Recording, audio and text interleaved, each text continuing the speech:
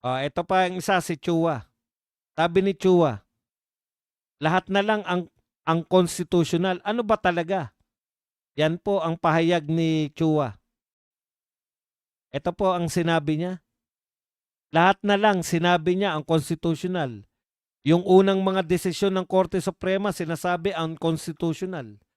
Ngayon, lahat na nakalagay sa ating saligang batas, ito po ay sinusunod namin, pati sa rules. Ngayon, unconstitutional pa rin? So ano ba talaga? Dati sinasabi nila handa sila. Ito lahat si Chua to ha. Pero ngayon, ito binibigay na yung pagkakataon sa kanila. And yet, lahat naman kino-question nila at sasabihin nila ang constitutional. Kaya hindi ko po maintindihan kung ano po talaga ang gusto nila. Bakit? Ulitin ko uli, bakit kayo lang ba marunong mag-legal? Kayo lang ba pwedeng mag-exhaust ng mga legality? Gusto nyo susunod sa inyo yung kampo ni BP Sara? Ano ba gusto nyo mangyari? Tanggalin si BP Sara? Susunod sa inyo? Oo, susunod ako sa inyo. Ano ba gagawin natin para matanggal? Ang gusto nyo bang itanong ni BP Sara? Chua, ano ba gagawin natin para matanggal ako sa pwesto? Yun ba?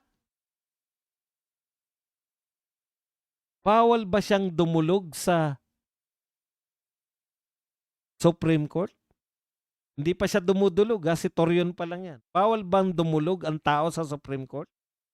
Pag may question ng unconstitutionality, dapat sa Supreme Court ka. Mamaya na natin. Isa lang ang sagot ko dyan, tsaka dito kay Beatrix Para isahan na lang. Okay. Sasagutin natin yan ng isahan na lang.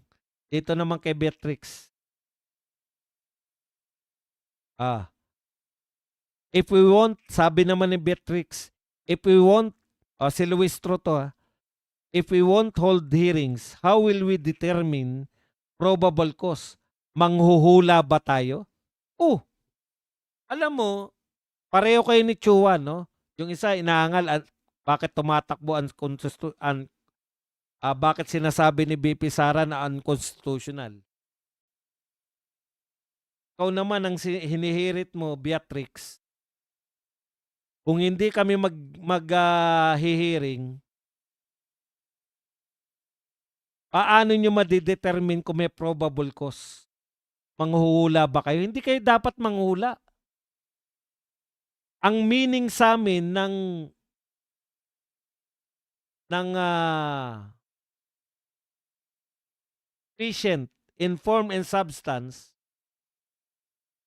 sufficient Okay na. Bakit maghihiring pa kayo? Ipapaalala ko lang sa iyo, Beatrix. Nakakadalawang full-blown na tuloy. Nakakadalawa na tayong impeachment na nasaksihan ko. Ako mismo nakasaksi. Yung kay Erap at saka yung kay Corona. Isang presidente in-impeach at isang Supreme Court Chief Justice in-impeach. Magtatanong ka ngayon, paano magkakaroon ng probable cause kung hindi kayo maghihiring? Kay Erap, nadala nila sa Senado. Walang mini trial na naganap diyan sa House of Representatives. Kay Corona, nadala nila sa Senado. Walang naganap na mini trial diyan sa House of Representatives. Bakit? Kasi lahat ng tinatawag nilang yung mga fishing expedition diyan naganap sa Senado. Yung mga pagpapasabpina ng mga salin naganap sa Senado. Yun yung point namin. Nakadalawa na tayong impeachment pero kakaiba tong impeachment na to. Yung unang dalawang impeachment may binibintang sa in-impeach. Nagkaroon ba ng fishing expedition? Ako naniniwala ko may fishing expedition kasi pinilit nila yung impeachment court na ipasabpina Lalo na yung kay Corona, yung SALN ni Corona. Korte yung nagpasabina, hindi komite. Yun ang pagkakaiba sa'yo. Dito, wala kayong ebidensya, magkakaroon lang kayo ng ebidensya pag pinasabpina ninyo yung mga SALN, yung mga kung ano-anong papeles. Doon, may binintang sila, pero doon naganap yung sabpina sa Senate. Yun ang pagkakaiba, Beatrix. Yan ang pagkakaiba, Chua. Nakadalawa na tayo na impeachment. Anong kakaiba sa inyo? Special ba kayo? Bakit gusto nyo ituring kayong special? Okay, ikalawa. Hindi nyo ba ini-expect na pwede pa rin lumapit sa Supreme Court si VP Sara? Bakit gumagawa pa rin kayo ng mga pwedeng questionin sa Supreme Court? Kung ang purpose ninyo, madala sa Senate, naniniwala kayo na sufficient in form and substance,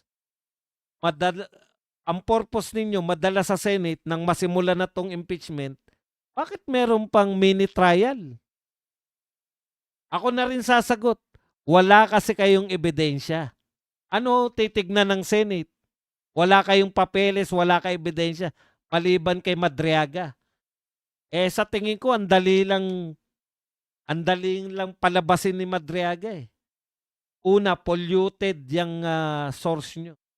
Polluted yung inyong witness.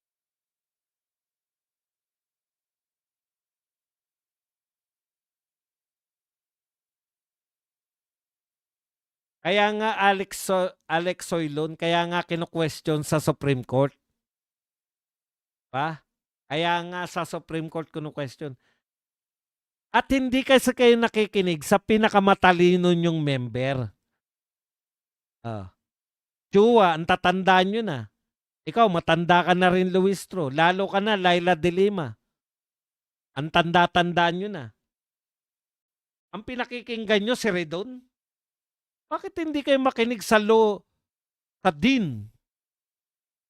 Na member nyo rin, si Rufus Rodriguez. Ano sabi ni Rufus Rodriguez? Itong ginagawa natin na pagpapasabpina ay isang malaking fishing expedition. Ka-member nyo na matalino. Ang gusto nyong pakinggan yung ka-member ninyo na may baon na hindi na uubos yung baon sa pisngi.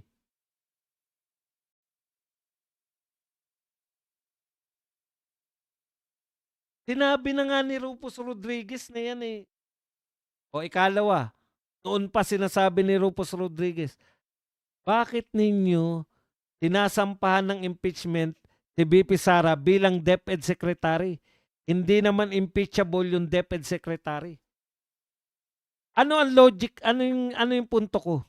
Kung mismong Committee on Justice nakikita na mali yung ginagawa ninyo, sa tingin nyo yung kalaban ninyo na si VP Sara, sa tingin nyo mapapalagpas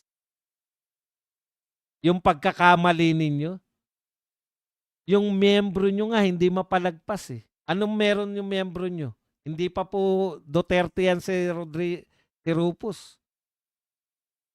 Maalam lang siya sa batas. Hindi nga mapalampas ni Rufus eh. Bumuboto nga siya ng hindi pabor eh.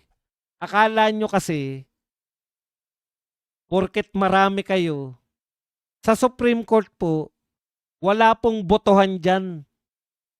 Titignan ba nila? Sino mas marami? Yung nag-oppose dito o si Rodriguez? Yung nagsusulong na impeachment o si Rodriguez? Hindi po yan. May sarili pong interpretasyon ang Supreme Court. Wala kayong ideya kung yung membro nyo nga, kino-question na kayo. Sa tingin nyo, yung kalaban nyo pa, hindi kayo kukwestiyonin? Kakampi nyo na yan. Diba? Yan po yung problema nyo. Ngayon, mag-iiyakan na lang kayo na Bakit tinitechnical kami? Bakit lumapit na naman sa Supreme Court? Natural, may butas kayo eh. Ganun talaga.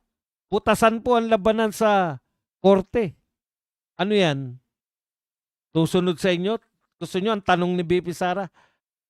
Mga kasama namin na mga congressman, ano pong gagawin ko para ma-impeach ako? Yun ba gusto nyo? Utot nyo. Ang tali-talino ni Rufus Rodriguez, oh. Ang gaganda ng mga logic niya. Hindi kayo naniwala.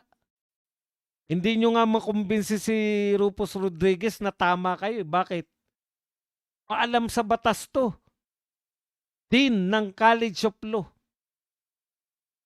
Sa tingin nyo ba yung Supreme Court hindi maalam sa batas? Tapatan tayo. Sa tingin nyo, sino mas magaling sa batas? Si Rufus o yung mga Supreme Court Justice?